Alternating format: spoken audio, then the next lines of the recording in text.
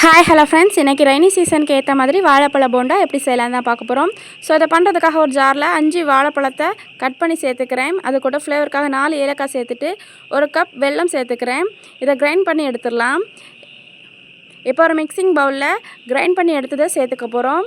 அதோட 1/2 கப் ரவை, 1 கப் கோதுமை மாவு சேர்த்துடலாம்.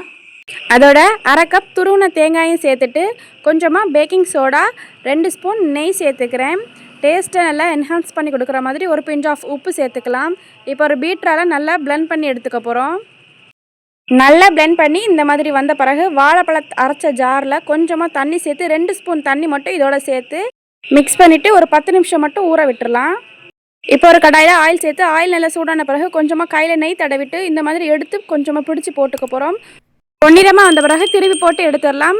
பிடிச்சி போடுறதுனால ஒரு ரேண்டம் ஷேப் தான் வரும். ஸோ அவ்வளோதான். ட்ரை பண்ணிவிட்டு மறக்காமல் சப்ஸ்கிரைப் பண்ணிக்கோங்க. இன்னும் ஒரு வீடியோ மீண்டும் சந்திக்கலாம்.